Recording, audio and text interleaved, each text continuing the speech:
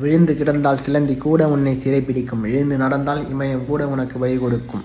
இப்படிக்கு நியூஸ் கலாட்டானுடைய அன்பு வணக்கங்கள். சென்னை தலைநகரில் 1 மணி நேரத்தில் 6 இடங்களில் 26 சவர நகைகளை கொள்ளையடித்த வடமாநிலத்தைச் சேர்ந்த ஈரானிய கொள்ளையர்கள். யார் இந்த ஈரானிய கொள்ளைகள்? அதை பற்றி தான் இந்த காலையில் நம்ம தெளிவாக பார்க்க போகிறோம். வாங்க நிகழ்ச்சிக்கு போகலாம். யார் அந்த ஈரானியர்கள்?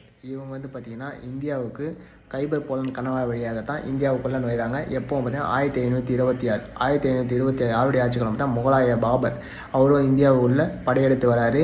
அப்பொழுது டெல்லி சுல்தான் காலத்தில் கடைசி அரசராக இருந்த இப்ராஹிம் லோடி இவங்க பார்த்தீங்கன்னா பானிபட் போர் என்ற இடத்துல இவங்க 2 பேர் சண்டை போகிறாங்க. அதில் பார்த்தீங்கன்னா முகலாய அரசர் பாபர் வெற்றி பெற்றார். அதனால் பார்த்தீங்கன்னா இந்த ஈரானிய கொள்ளைகள் இந்தியாவுடைய அந்த பகுதியை வசிக்கிறாங்க.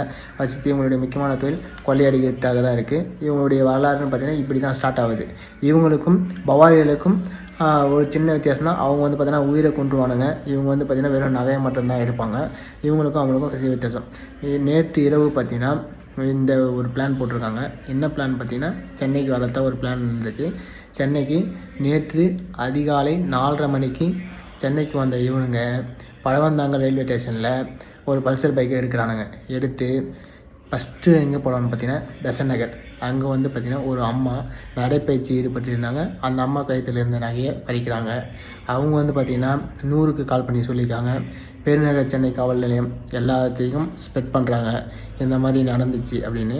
அது சொல்லிட்டு இருக்கும்போது அடையாரில் சாசி நகர், இந்திரா நகர் 2 இடத்துலையுமே இந்த மாதிரி ராபரி நடக்குது. இதுக்கப்புறம் சிசிடிவியை செக் பண்ண ஆரம்பித்த இவங்க ஸ்ட்ரெயிட்டாக எங்கே போகும்போது கிண்டியில் ஒரு இடத்துல கொள்ளையடிக்கிறாங்க.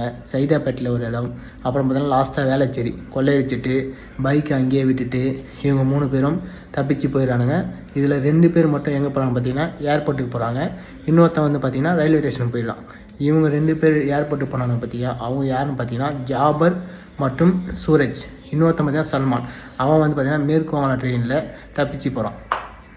இப்போ பார்த்திங்கன்னா சென்னை மாநகர ஆணையர் யார் தான் வருண்குமார். இவர் என்ன பண்ணுறாரு, எல்லா சிட்டி போலீஸ்லேருந்து எல்லாருக்கும் ஏர்லைன்ஸில் தகவல் சொல்கிறாரு. அதனால் ஏர்போர்ட்டில் யாராச்சும் அவசரமாக மும்பைக்கு மகாராஷ்டிரா டிக்கெட் எடுத்தாங்களான்னு செக் பண்ண சொல்கிறாரு. அப்படி செக் பண்ணும்போது 2 இளைஞர்கள் அவசரமாக எடுத்துருக்காங்க தெரிஞ்சு வருது. அவங்க பார்த்திங்கன்னா உஷாராக அதுக்கு முன்னாடியே ட்ரெஸ் சேஞ்ச் பண்ணியிருக்கானுங்க. ட்ரெஸ் சேஞ்ச் பண்ண அவனுங்க ஷூவை சேஞ்ச் பண்ணாமல் விட்டானுங்க. அதுதான் மிக முக்கியமான பாயிண்ட்டாக இருக்குது. அதனால் 2 பேர் தப்பிச்சு போக முடியாமல் மாட்டிக்கிட்டானுங்க. இன்னொருத்தன் பார்த்திங்கன்னா சல்மான். அவன் எங்கே போகிறான்னு யாருக்கும் தெரியாது. இவங்க 2 பேர் அவங்க சொன்னால் தான் தெரியும். இவங்களை கூட்டு போய் விசாரிக்கும் போது இவன் இந்த மாதிரி மேற்கு வங்காளம் ட்ரெயினில் தப்பிச்சு போயிருக்கான் அப்படின்னு சொன்ன உடனே இவங்க ரயில்வே போலீஸுக்கு அலர்ட் பண்ணி RPF போலீஸுக்கு அங்கே தகவலை சொல்கிறாங்க. அவங்க பார்த்திங்கன்னா எங்கே போய் கண்டுபிடிக்கும் பார்த்தா ஓங்கோல் என்ற இடத்துல தான் கண்டுபிடிக்கிறாங்க. அவனையும் அரெஸ்ட் பண்ணி கூப்பிட்டு வராங்க. எங்கே பார்த்திங்கன்னா சென்னை காவல் நிலையத்தை கூப்பிட்டு விசாரணை நடக்குது. காவல்துறையால் எடுத்து விசாரிக்கப்பட்ட இவங்க ஒரு ஒப்புதல் வாக்குமூலத்தை கொடுக்குறாங்க.